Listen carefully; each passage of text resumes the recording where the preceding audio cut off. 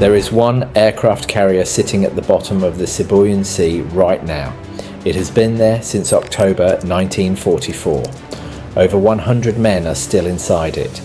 And in the largest naval battle in history, a battle involving 367 ships, it was the only American carrier that went down. Not the most famous ship at Leyte Gulf. Not the one anybody talks about. The one nobody can find. And here is the thing. The USS Princeton was not sunk by a fleet. It was not sunk by a battleship or a cruiser or a torpedo spread from a submarine. It was sunk by a single bomb. One bomb, dropped by a single Japanese aircraft that nobody even saw coming. That is where this story starts. But before we get into it, drop a comment if you've heard of the Princeton before today. I'd genuinely be surprised if many of you have. The USS Princeton was a light aircraft carrier, commissioned in February 1943, part of the Independence class. 9 ships built on cruiser hulls because America needed carriers fast and didn't have time to build them properly from scratch. She was 622 feet long, crew of around 1,300 men. She carried torpedo bombers, dive bombers, fighters. She was fast, she was modern, and by October 1944 she had already seen serious combat across the Pacific, the Gilbert Islands, the Marshall Islands, strikes on the Philippines. She was not a new ship finding her feet. She was a seasoned carrier in the middle of the most important naval campaign of the war, October 24, 1944. That is the day everything ends for her. The Princeton is operating in the Sibuyan Sea as part of the American force positioned to intercept the Japanese center force, a column of battleships and cruisers, including the Yamato and the Musashi, the 2 largest battleships ever built, bearing down through the Philippines toward the American landing beaches at Leyte Gulf. The battle around her is enormous. The stakes are enormous. This is Japan's last serious attempt to destroy the American fleet and reverse the course of the entire war. What the Princeton does not know, what nobody on that ship knows, is that a single Japanese aircraft has found a gap in the fighter cover above her. At 09:38 that morning, a Yokosuka, a D-4Y dive bomber, drops out of low cloud cover and puts one 550-pound bomb directly through the Princeton's flight deck. One bomb from one plane. That is all it takes. The bomb penetrates the flight deck and detonates in the bakery compartment 1 deck below. Now here is what most people do not know about what happens next. The initial explosion is survivable. Ships take bomb hits and survive. The Princeton's crew begins damage control immediately. They have procedures, they have equipment, they have training. For a few minutes it looks like this might be manageable. Then the fire reaches the aviation fuel lines. Burning fuel begins spreading through the lower decks faster than the damage control teams can contain it. And below those fuel lines in the hangar bay, 6 fully armed torpedoes are sitting in storage. The fire gets to them. The resulting explosion tears through the Princeton's interior and blows the aft elevator completely off the ship. A column of smoke rises high enough that ships miles away can see it. The Princeton is now not a damaged carrier. She is a burning, listing, catastrophically wounded vessel in the middle of an active battle with fires that her own crew cannot put out.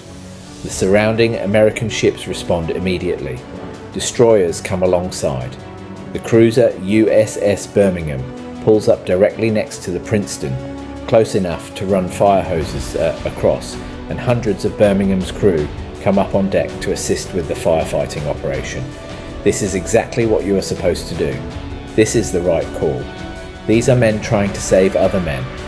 For hours they try. At 15:23, that is 3:23 in the afternoon, 5 hours and 45 minutes after that single bomb hit, the Princeton's remaining torpedoes and her entire bomb magazine detonate simultaneously. The explosion is not like the ones before it. This one is total. The Birmingham is still alongside when it happens. The blast does not discriminate. It crosses the water between the 2 ships in a fraction of a second and detonates across Birmingham's deck, with every man still standing on it. In one single moment, 229 of Birmingham's crew are killed or mortally wounded. Another 420 are injured. The Birmingham's casualties from that single detonation are greater than the Princeton's losses for the entire battle. The ship that came to help, the crew that climbed up on deck with fire hoses, they are the ones who pay the highest price. I find that detail genuinely hard to process even now. The Princeton gets hit by one bomb and burns for 6 hours. The Birmingham comes alongside to save her and loses more men in 1 second than the Princeton loses all day. That is the specific cruelty of what happens in the Sibuyan Sea on October 24th, 1944. The Princeton herself is beyond saving. She is gutted, listing, still burning. The order is given to abandon ship and then to scuttle her. A torpedo from the USS Reno is fired into her hull. The Princeton sinks at 1750. 108 of her crew go down with her. Now here is the part that is genuinely hard to get your head around. The Princeton sinks in the middle of the largest naval battle ever fought. American ships are everywhere. The position of her sinking is recorded in the logs of at least a dozen vessels that watched it happen. The coordinates are known. This is not a ship that disappeared alone in the middle of an empty ocean. She goes down, surrounded by witnesses, and yet nobody has ever found her. Not in the immediate aftermath. Not in the decades following the war. Not when Robert Ballard was locating wrecks across the Pacific in the 1990s. Not when Paul Allen's expedition spent years systematically finding the lost ships of the Second World War. In 2015, Paul Allen's team located the Musashi, the second largest battleship ever built, sitting at 1,100 meters in the Sibuyan Sea after a search effort that took years but was ultimately successful. The Musashi is there, photographed, documented, its guns visible, its hull intact, its position known to anyone who wants it. The Princeton is in the same body of water. She is 622 feet of steel. Her approximate position has been known since the day she sank, and she has not been found. The depth is not the explanation. The Sibuyan Sea runs between 400 and 600 meters in the area where the Princeton went down, deep, but well within the range of modern remotely operated vehicles. The Musashi, at 1,100 meters, is nearly twice as deep, and Allen found that. Depth is a challenge. It is not a barrier. The more likely explanation is drift. The Princeton was moving, burning, listing for nearly 6 hours between the bomb hit and the final sinking. Currents, wind, the movement of the stricken ship itself, all of it means the final resting position may be meaningfully different from the position recorded at the time she was struck. She could be miles from where the logs say she went down. But here is the honest truth underneath all of that. Nobody has seriously looked, not with the resources and technology that have been pointed at the Musashi, at the Yamato, at the other giants of Leyte Gulf. The Princeton has not been a priority. She has been treated as a footnote in a battle full of larger ships and more dramatic stories, and so she has sat on the bottom of the Sibuyan Sea for 80 years while the world looked past her. And here is what that obscurity costs. The Princeton is the only American aircraft carrier lost in the Battle of Leyte Gulf, in the largest naval battle in history, a battle that involved the Yamato, the Zukaku, the last great carrier engagement of the entire war. The only American carrier that goes down is a light carrier that most people have never heard of, sunk by one bomb from one anonymous plane. The Japanese pilot who made that drop has never been identified. The aircraft came out of cloud cover, released its bomb, and disappeared back into the overcast. No unit confirmed, no name recorded. The single most consequential aircraft of the entire Battle of Leyte Gulf, the one plane that sank the only American carrier in the biggest naval battle ever fought, is anonymous. It always has been. That feels like it should be impossible. But that is what happened. The Princeton represents something specific about how we remember this battle and the war around it. Leyte Gulf is remembered through its giants, the Yamato, the Musashi, the Zukaku, going down with the last of Japan's carrier-trained aviators. These are the ships that get the documentaries, the expeditions, the detailed wreck surveys. They are the biggest, the most dramatic, the easiest to frame as symbols. The Princeton is not a symbol.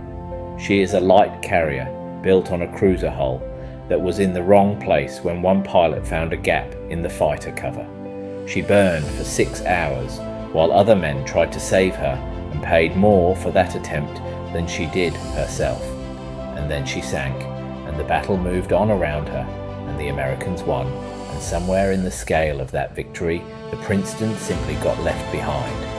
108 men are still inside her, in a location that is approximately, but not precisely known, in a sea that nobody with serious equipment has made her the specific target of a search.